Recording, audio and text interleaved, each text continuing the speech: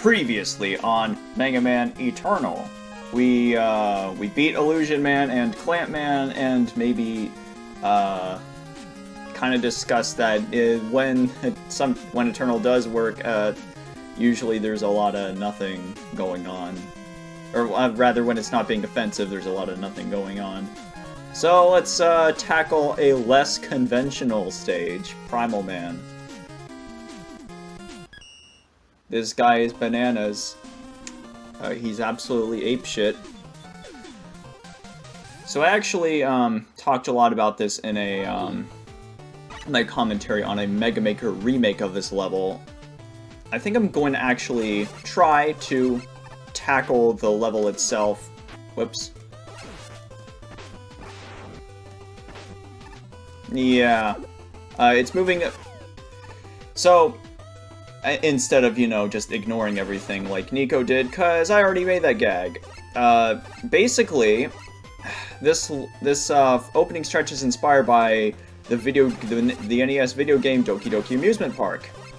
And that game actually, it's a bit racist, but and the platforming sections aren't the best, but I'm gonna have to go back for the letter, I guess. At least I show how Illusion Blast worked, but yeah, that 1-0 in your way. I think Nico covered this section a lot better than I did. There's just so much to say about that. So, but what made one of Doki Doki Amusement Park's redeeming qualities, other than the bomb-ass soundtrack, were actually the roller coaster sections in between levels. You were able to control your cart, its speed. There were signals for when you were supposed to make an important jump. There weren't a lot of enemies spammed in your way. And even in like Wave Man's auto-scroller, it's pretty straightforward in that, okay, a couple enemies are introduced and then they kind of go a bit more ham. It still sucks because you can't switch to weapons, and it's just, you have to do just the whole thing in one sitting, which is kind of annoying. But Wave Man's section isn't too terrible either. You could say similar things about Frost Man's section, Snowboard section, as annoying as that can be. This level isn't bad because it tries to do an auto-scroller. It's bad because it doesn't know what makes an auto-scroller work. Once again, so you can't. Yeah, I'm just going to be summing up what Nico said. You can't control your jump height when you're on the cart or whatever, the platform. You can't control the speed of the thing. You kind of move too fast to, enemies aren't really taught. They're just kind of, placed in your way. Everything is all over the place. It's way too colorful. It's hard to keep track of what's what. I think the Met turret balloons are impossible to kill regardless. Pretty sure that's unavoidable damage. Most of the other enemies can be bypassed. And then the one balloon Jiro right after the letter grab is, that's just a fuck you. You're not gonna know that's coming, and when you do, it's still barely feasible. And I had to use weapons anyway. Clamp ring would have been more viable, but I was trying to get the letter too, and I failed. Whatever. The balloon mets are kind of useless outside of the auto-scroller because, again, they're just a killable wall in your way. I do like the mechanic of shooting the balloons to make the guys, to make the balloon Jiros and the Primal Joes or whatever, fall more quickly. That's a nice gameplay mechanic. But the entire opening stretch is just a colossal goddamn mess. You can't control the cart. There are no signals when you're supposed to make an important jump, and I forgot to mention this, and I really should have mentioned it earlier on. The spike physics in this game are Mega Man 1 styled because spikes are coded to be the same instance as a pit. I know that's highly conjecture.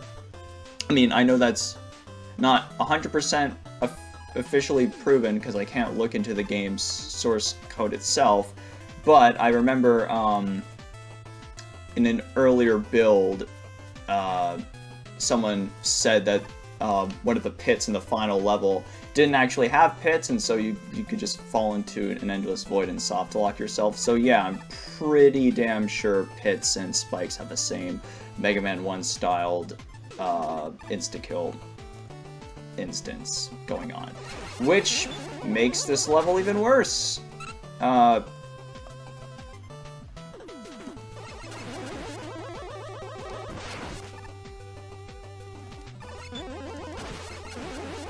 So, yeah. Maybe check out Doki Doki Amusement Park if you want to know... Oh yeah, obviously the background tiles. Not these specific foreground ones, but the background ones for the auto-scroller are definitely taken from the opening stage. Primal himself is inspired by a mini-boss from one of the jungle levels. A monkey that throws apples at you. But I guess they're remade into explosive coconuts that look like exploding monkey cookies. Oh yeah, I completely zoned out. Nico already summarized how bad the previous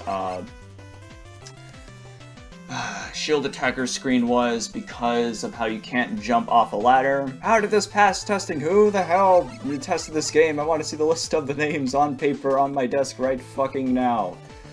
Beautiful scene. And the mini-boss himself, Balloon Adapter... No, I'm JK. Balloon Man, is another do-a-thing-switch-sides Robot Master, but, again, as a mini-boss, he freaking works. A bit similar to the Red Devil, you can, regardless of which move he performs, shooting a balloon at you or blowing wind at you, you have time to prepare for either move, and so it works as a fight, especially as a mini-boss fight.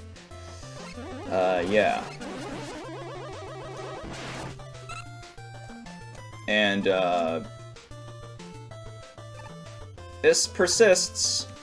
You can just skip this first, you can skip the first top. Second one, you can't. They're not horribly positioned, but there's something I want to show you since I missed the letter anyway. First off, you can see the other top platform to the right doesn't finish its scrolling when it's partially on screen, but then it continues when it is on screen. This position is pretty nice, I would say. It's pretty clever. You kind of gotta whoop. And then that's the end of the stage. But we're not done yet, because there's something I want to show the class. Hold on.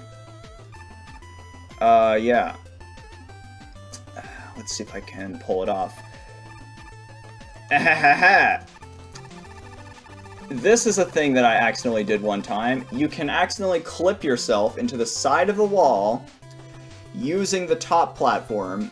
If you're accidentally running against the edge of a platform and that's, you know, pushing you back and forth, you will clip into the frickin' wall. And I cannot escape. I cannot do anything to remove myself. I'm officially screwed.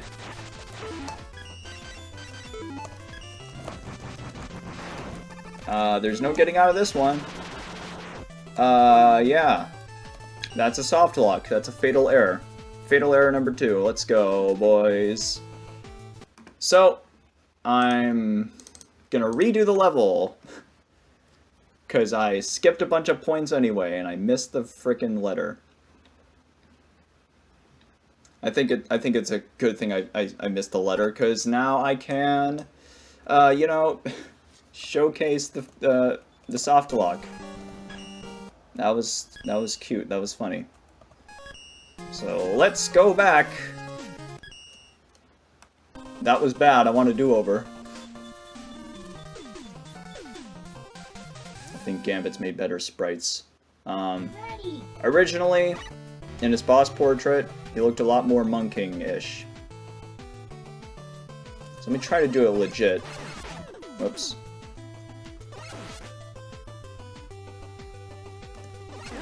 I guess it kind of shows you everything in the level, but it's still hard to... Because of a lack of contrast, it's still hard to keep track of... Yeah, I don't know how to avoid half of this.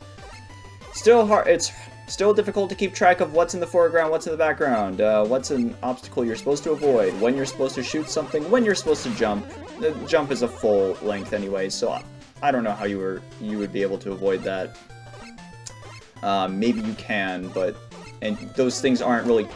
I missed it again, didn't I? Okay, we'll just have to do it later. Just have to do it off screen, yeah. Whatever. No big deal. And yeah, health. You're instantly refilled after the auto-scroller, so it didn't matter. There is no consequence to doing it. Yeah. We have Primal's weakness. He's just barely doable with the busters sometimes. Again, with these shield attacker placements, they're kind of just there to be there. I do like how this last one is guarding the power for once. It's something different. You don't see that very often in Eternal. But yeah, yeah, this one, because you can't jump off the top of the ladder, you're basically just doing this and then climbing up and down. It's really awkward. Yeah. Balloon Man is a good fight. Oh, even if his sprite is just the frickin' adapter from 4. Again, it's hard to have control over when you're receiving crowdsourced sprites, I guess.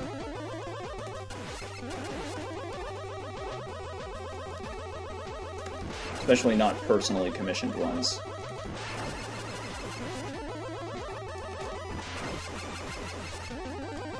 So I guess, whatever.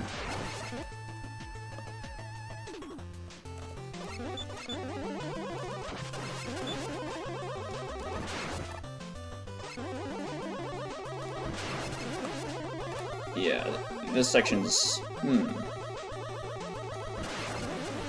not too different from Frigid, unfortunately.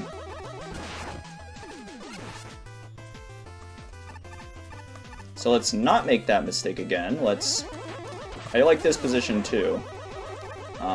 Presumably, most people should know how these work by now. So this ending stretch is pretty good. Soft lock aside. Whoops. Wanted to shoot the balloon off of him, but that works too. Oh! I've never done that before. That's another thing you can do with these top platforms. They are colored slightly different, so it makes sense that they work a bit differently. But, you know. Goodbye. You know. I don't know why there are spikes there, but... Primal himself has approximately 4 different sets of moves, and then there are sub-moves in between. So this is one of them. He jumps around randomly. Another one is the jump and throw. That he does that up to 3 times in a row, usually. He does it multiple times in succession. Like that. And then the third is that he randomly just runs up to you. I don't know what triggers this. I believe it's also random. He will drop from either side, so you can technically run to one end and then avoid the edge if you wanna. Yeah, what ruins a fight is, of course, the fact that it's hard to it's sometimes hard to predict which of the moves he's gonna do a jump and a throw, and sometimes he just runs up to you. And because of how rapidly he performs each move, it's again, really hard to predict which of those he's gonna do, and so damage is kind of inevitable. You can roughly avoid each subset of moves. Again, the explosion hitboxes are absurdly large and nowhere near reflective of the actual sprite, but they can be avoided if you position yourself appropriately, so it barely gets a pass for me. So far, yeah, he just lands from either edge, so I forgive it there. Yeah, there's the running up move. avoided that kind of by chance. It's very much another random... He literally goes apeshit. The pattern is almost dodgeable. Almost. If he was slower, or had telegraphs for either of his moves, this would work. But as it stands, not really appropriate for a boss fight. I do like his death animation. He looks like he just got frickin' neutered. It's...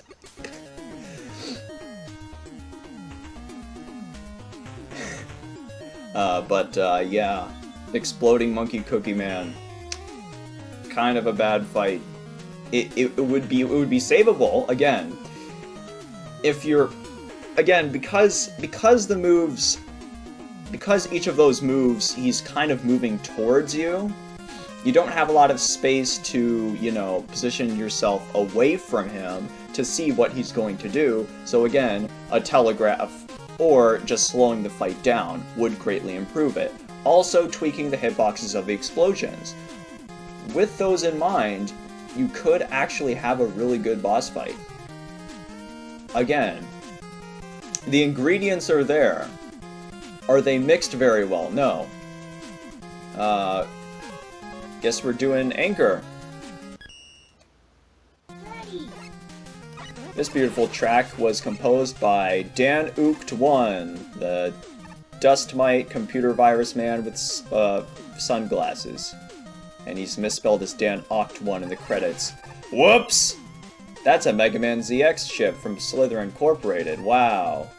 It's being used as Wily's army fleet, whatever.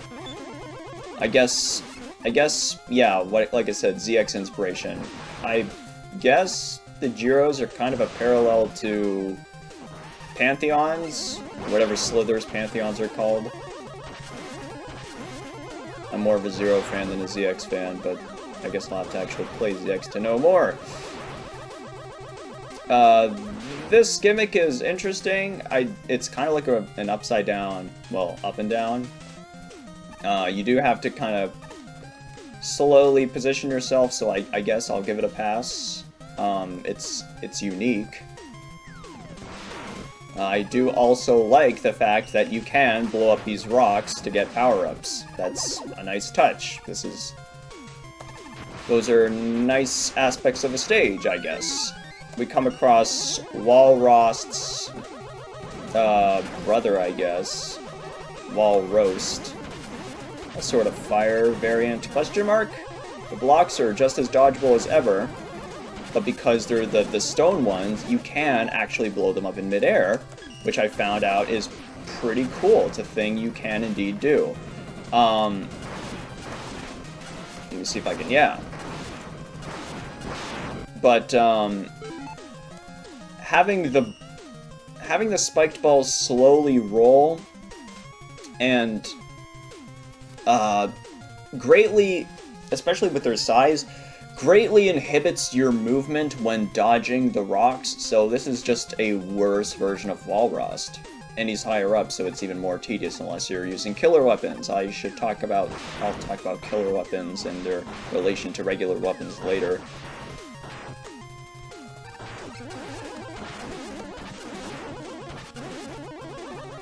This stage is thankfully more of Blade stage length, so it feels a bit more consistent.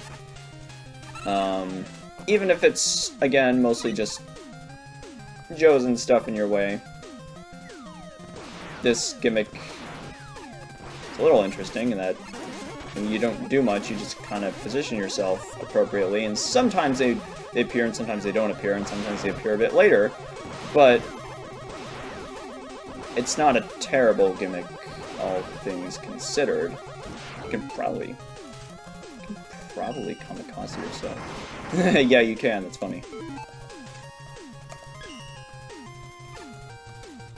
You can also scroll exploit this Picket Man.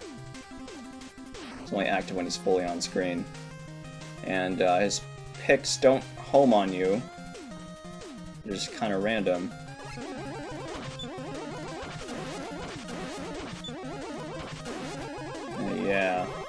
you can see, yeah, this is, we're actually entering Light's lab. We're going back to the lab again. Not the friendliest Sniper Joe placement. I guess in this empty hallway you'd expect there to be one enemy, so I guess it makes sense, although he kind of just shoots the moment you scroll him on, so I don't know about that, but... Thank you, roll. I said thank you. What are you staring at? What are you staring at, huh? I don't know. Probably shouldn't have used all those blade missiles. As I believe Shinryu demonstrated, you can... Whoops. You can sort of damage boost exploit him, because the projectile deals way more than his contact damage does.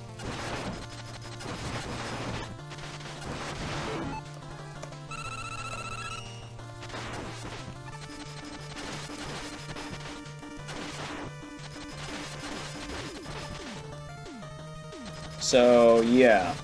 And again, the fight's too sporadic for me to be able to dodge that appropriately.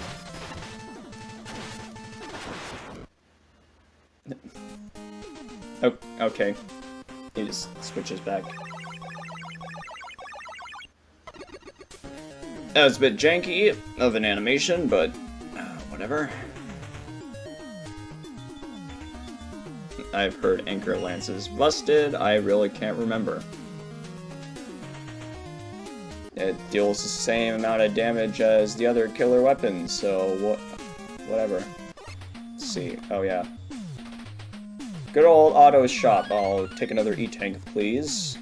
I'll need more of them in the fights to come.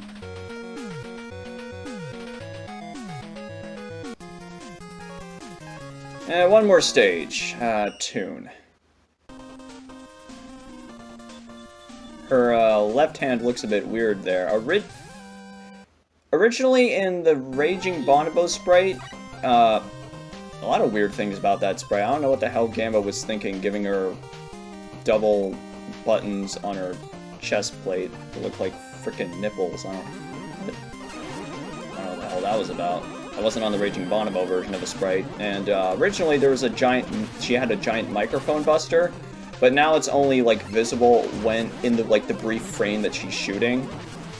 This opening screen isn't too bad. You can beat an extra Jiro if you want to bolt, so I guess this isn't terrible. I believe this is one of the first stages to be made. Those enemies are at least functionally unique for once. Yeah, I believe this was one of the earlier stages made, as seen in the sort of dev progress screenshots. Yeah, we got sort of the Springman Springs, except they just full jump you this time. There's no real control over it, so you just kind of gotta avoid them. You can see a lot of the original page graphics here, although you can also see some crates for Mega Man DOS with some extra colors. That's cute. That's funny. The DOS crates! Really not sure what... Oh yeah, that sort of tune met. Really not a fan of it. It's just the regular met, but sped up like 20,000 times. Really not how I would make an enemy, but that's just me. We also have this gimmick. You don't really have any control over it. It's not like a Brightman situation where you can control which enemies you're killing or not killing, or wait a long time for the light to turn back to normal. It's not like a Quickman situation where you, like, and it's not like a Mega Man 7 situation where in Wily 1 where you can step on tiles or whatever, or really control anything. Pretty sure this doesn't... There aren't weapons you can use to light up the place. It's just kind of gotta know where to go, I guess. As you saw, the stage was named Pretty sure, like, stage 69 or something. It was named that even back when Toon Woman was still Toon Man, so I guess that was just a stupid, funny joke. And not an insinuation of anything. We also have this gimmick. Yeah, there are a lot of branching paths and downward sections. You can tell it's very heavily Flashman inspired, and let's just say Flash wasn't a good stage, and this doesn't... Ow. This doesn't improve upon it really at all. It's kind of clunky. You can half-charge these to sort of exploit their growth, I suppose. Yeah, basically if you let these lights go all the way out, then bats start attacking you. So that's a thing. Kind of gotta move fast. With the lights already obstructing your vision as you're going... Oh yeah, another thing. These cello Joes, as they're known, even though they're playing a goddamn violin, and some of the way their sprite moves is a bit erroneous in terms of, like, the lower jaws clipping into the... Whatever. They're also just another meat wall in your way, so they're only really useful for that one, for the vertical sections down, I guess, since you're panicking and need them to get out of the frickin' way. They have like 2 HP, and Illusion Blast, interestingly enough, does not home in on them. So, which I find to be rather bizarre. They also, of course, have... I don't know, Toon Jiros maybe, I forget their official name, but it is interesting how the projectile moves in a sinusoidal manner. Oh yeah, Primal Bomb.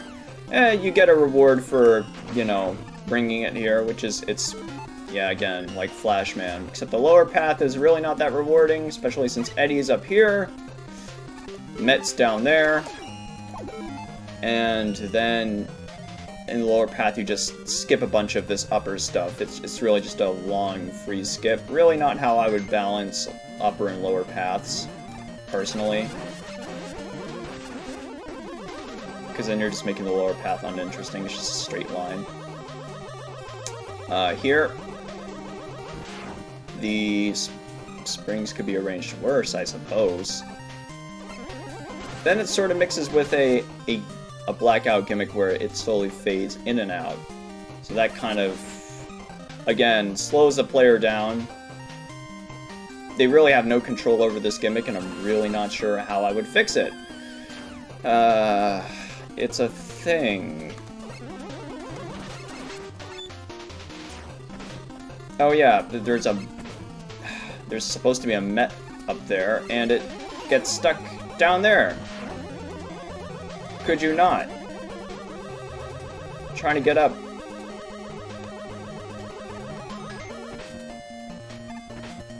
Oh my fucking god. Alright. This Jiro is positioned the wrong way. Whoops. We saw that at the beginning of Enker stage with the Joe. Pretty funny. Demonstration that Illusion Blast does not home in on the... yeah.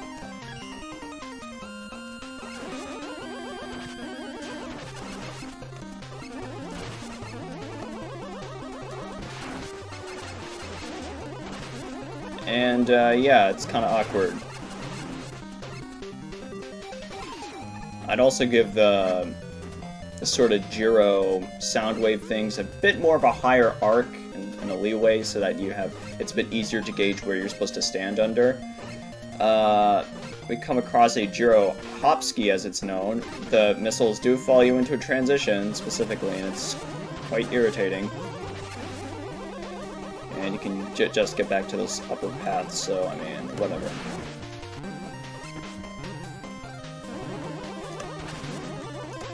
Doesn't really feel like I guess the paths are a bit balanced. And then we have a couple of lyric tellies, and that ends the stage. Yeah. When it...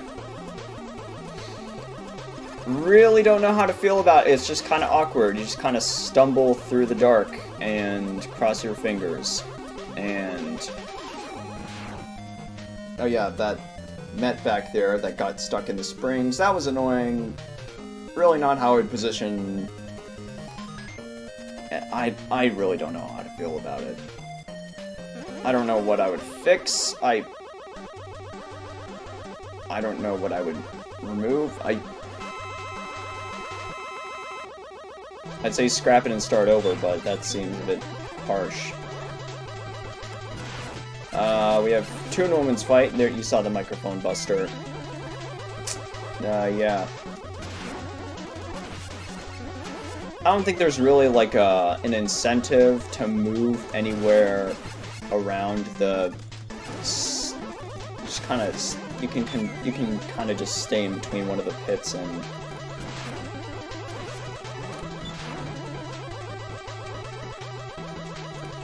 And then just cross your fingers. Again, the shooting doesn't really have a... Sometimes it syncs up well. It's still a bit of a tight maneuver with the jumping, syncing up the jumping with the sound wave. It's a bit more of a fair fight than what we've seen so far. So, points there. Slightly on the easy side. Ow. I say as I get trampled.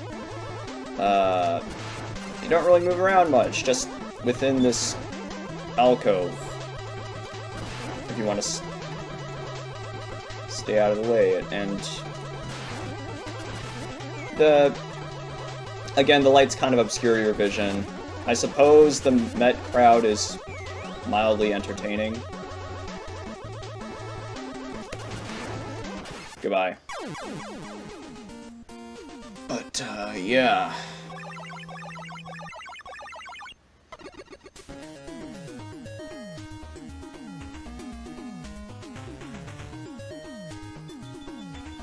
Originally, Two-Note was a lot more of an interesting weapon than its final version.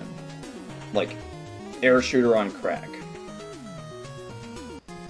But I guess I'll have to talk about that later. I think that's enough for now. We'll save Scorch for the next episode. But, yeah. And I'll get Primal's letter off screen, don't you worry about that. But until then, this is Lava Man, signing off.